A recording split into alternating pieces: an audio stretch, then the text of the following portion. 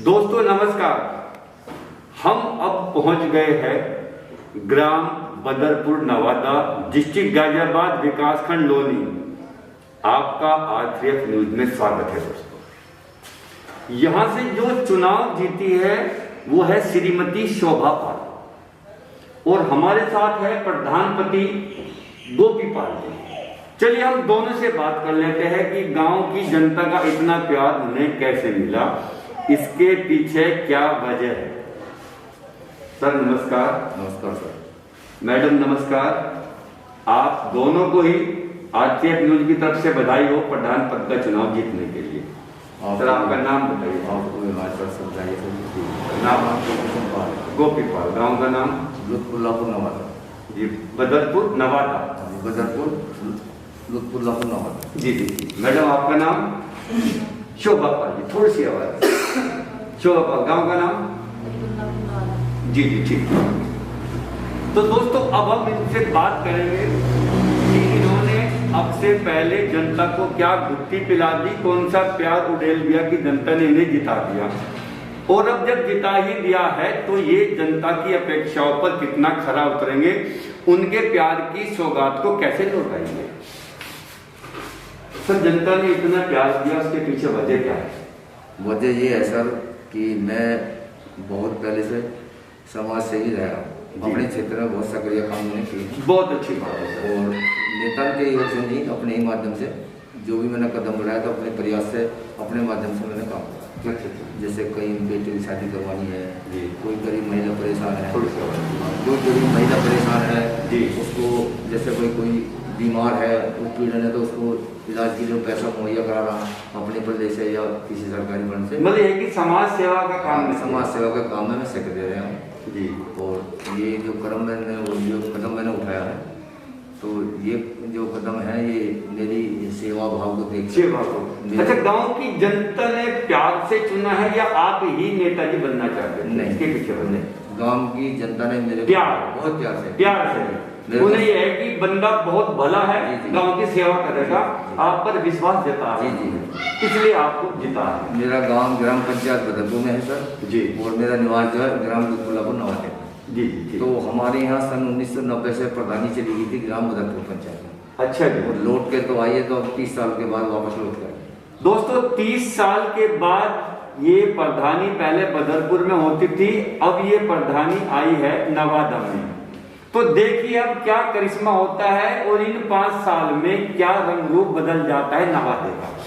जी sir. तो sir अब सबसे पहले विकास के किन कार्यों की शुरुआत आपने की है, किन की आप आगे करेंगे?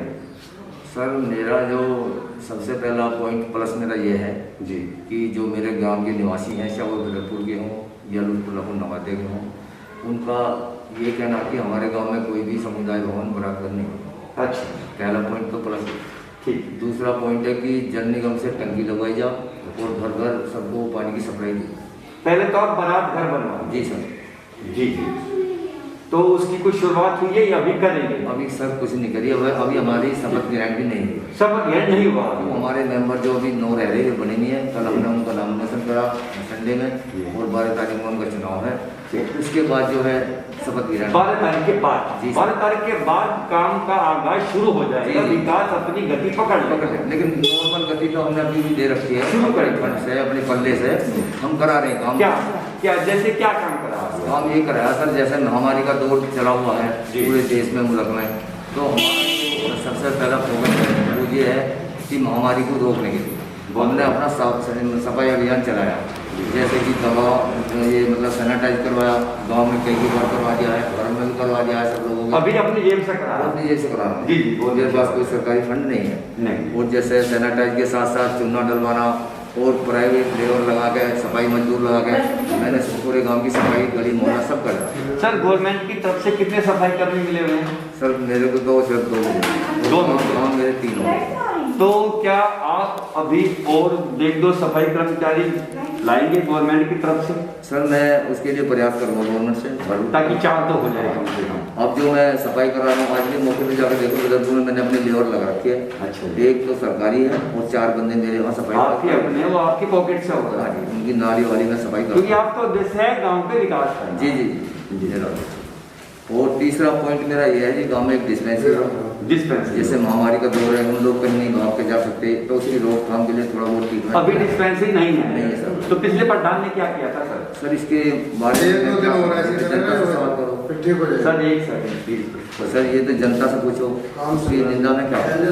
वो तो 20 साल तक आप अपने से मतलब है कि किसी ने किया हो नहीं किया, मुझे करा 20 साल से वो इस पद पर रहे हैं। ये तो जनता उसको बताएगी कि उसने क्या किया। मैं किसी की निंदा नहीं। आपको करके दिखाना है? मेरे को करके दिखाना, भरपूर प्रयास करूँगा। तो डिस्पेंसरी आप गांव में लाएंगे? बिल्कुल लाएंगे सर। ठीक। डॉक्टर भी बैठेगा? जी सर। दवाई प्रॉपर मिलेगी? बिल्कुल। तो गांव वालों को खुशहाली आने वाली है? हाँ जी बिल्कुल आएगी। ठीक। और सर गांव की साफ सफाई, नलिया, निकासी, इसकी क्या सुविधा है? सर इसकी सुविधा यही है, हम तो अपने बजट से करा रहे हैं, अपने पल्ले से करा रहे हैं। अभी निकासी हो रही है, नालियों में पानी जा रहा है? वो अपने तालाब है? तालाब सर ये है हमारा, ये बहुत ही। उसकी क्या पोजीशन है? पोजीशन उसकी बहुत दयनीय है। बहुत है, बहुत खराब। इस तालाब ने महामारी का बहुत ही ज्यादा जोर दे रखा है जी। ये जो तालाब है, इसका गंदा पानी बागपत जिले से आता है। अच्छा जी। और यहाँ पे वो रुक जाता है, यहाँ से आगे इसकी कोई भी मतलब निकासी पानी की नहीं। ठीक। तो अब आप इसका नवीनीकरण, सौंदर्यीकरण कैसे करना चाहते हो? सर इसका नवीकरण तो हम कर रहे हैं, हमने बहुत से नेता लोग यहाँ बुलाए हैं, बड़े बड़े स्तर के लोग आए हैं यहाँ पे। हमने डीएम को भी इस पर अवगत कराया है और अपने विधायक जी को भी हमने अवगत कराया है, सांसद को भी कराया है कि ये हमारे फंड से नहीं हो सकता है। इसकी बहुत बड़ी मुहिम है, हम तो वहाँ पर इसकी पूरी कोशिश करें। इसका थोड़ा सौंदर्यीकरण वगैरह, जी, कुछ बाउंड्री वगैरह हो जाए। हाँ ये पहले इसकी सफाई हो और इस नाले को पक्का बनाया जाए और इसका पानी की निकासी कहीं अच्छी जगह इसकी करनी जी।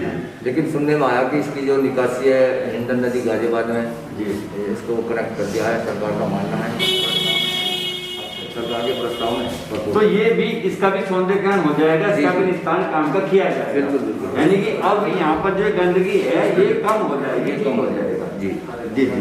सर सड़कों की क्या स्थिति है गाँव में अभी? सर सड़कों की स्थिति तो बस ये जो बाहर की जो सड़क हमारी चल रही है, जो कई गाँवों का रास्ता हमारा, ये कई जगह बहुत खराब स्थिति में है। और जो मेरे गांव के अंदर है वो मैंने जो था थोड़ा बहुत कमी बेसी वो मैंने ठीक करा दिया। जी गांव के अंदर ठीक, गांव के अंदर ठीक हो गया। ठीक है जी। सर वृद्ध पेंशन, विधवा पेंशन, विकलांग पेंशन, इसकी पोजीशन क्या है, आगे क्या होगी? ये तो पोजीशन स्टैंड तो बिल्कुल खराब है, नहीं मिल रहा है, नहीं किसी को राशन मिल पा रहा है। और विधवा पेंशन, वृद्धा पेंशन किसी लोगों को यहाँ नहीं। सर एक बात कहना चाहता हूँ, राशन की जो पोजीशन है जो बता रहा हूँ। जी सर। सर राशन में बड़ा घोटाला होता है सर, मैं क्या समझूं, आपके कार्यकाल में वो नहीं होगा? सर मैंने सुना है लेकिन देखा नहीं है। नहीं, अब मैं क्या समझूं कि आपका कार्यकाल चलेगा, अब आप राजा बन गए हैं गांव के। जी सर।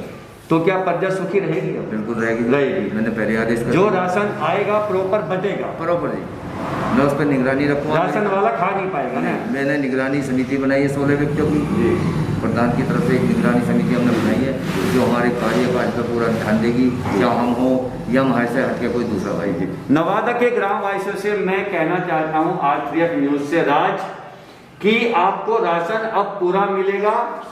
तो राशन वाला अब सामान को अलग जगह बेच नहीं पाएगा, जो भारत सरकार से आएगा वो हमारे गोपीपाल जी के थ्रू जनता तक पूरा जाएगा। बिल्कुल जाएगा, ये गोपीपाल जी का वादा है, ये हमारा भरपूर प्रयास है जी। हमने उसको अवगत भी करा दिया जी, वो चल रहा है जी। उसको हमने सूचना दे दी है, ब्लॉक खंड अधिकारी को दे दी है और DPRO को भी भेज दी हमने चिट्ठी और SDM को भेज दी। बहुत बढ़िया कि ये जो कोटा हमारा सुनिश्चित जगह हम इसको रखना चाहते हैं और सभी को हम राशन भरपूर देना चाहते हैं। जी सर, बहुत बढ़िया बात है सर। एक बार विधवा पेंशन, वृद्ध पेंशन और विकलांग पेंशन के लिए गांव वालों से अपील कर दीजिए, जिसकी नहीं बनी है वो आपसे आकर मिल सकता है, अपनी बनवा ले और उसकी सुझाव चालू दे। एक बार जरा अपील कर। हाँ सर, वो मेरा सुझाव है, वो मेरे प्रपोजल में है। मैं ये चाह रहा हूँ कि जैसे हमारा शपथ ग्रहण हो जाए 2-4-10 दिन के अंदर जी, तो हम यहीं पे एक कैंप लगवाएंगे जी। तो उसके द्वारा हम मुनादी करवाएंगे पूरे गांव में जी। तो उसमें वृद्धा पेंशन, विधवा पेंशन और राशन जो कार्ड हमारे किसी के लोगों के नहीं बने हैं, छूट गए हैं, उन सबको हम जो है बनवाएंगे। चलिए तो दोस्तों, मैं आपसे बताना चाहता हूं कि गोपीपाल जी ने अभी हमको बताया है कि एक कैंप लगेगा बहुत जल्दी, जिसमें वृद्ध पेंशन, विधवा पेंशन और विकलांग पेंशन के फॉर्म भरे जाएंगे। जो पात्र होंगे उनके पास तक वो पेंशन पहुंचेगी और अगले 5 साल तो कम से कम पहुंचती रहेगी। तो प्लीज आप सब लोग कैंप में आइए, जो भी पात्र है उसकी पेंशन शुरू हो जाएगी। जी सर। है ना सर? जी सर। बहुत अच्छा सर। गांव में सर कोई खेल का मैदान हाँ सर है जी? अभी ठीक कंडीशन में है? नहीं बिल्कुल डैमेज है। तो अब उसका ठीक नाम- हो जाएगा? उसका नाम रखा। नाम का है। उसको कपड़े भी नहीं पहनाएंगे। अच्छा अच्छा। जैसे बच्चा पैदा होगा हाँ जी। उसका नामकरण भी समझ नहीं, गए। उसको वस्त्र भी नहीं। अब हो जाएगा? हाँ बिल्कुल होगा। बढ़िया हो जाएगा। हमारी नॉलेज है इस पर, हम बिल्कुल करेंगे। जी, खेल का मैदान भी दुरुस्त हो जाएगा। तो मैं नवादा के नवयुवकों से, यहाँ के बच्चों से कहना चाहूंगा कि मस्ती आ जाएगी, आप लोग स्पोर्ट्स में जाएंगे, खेल कूद का मैदान बहुत बढ़िया होगा।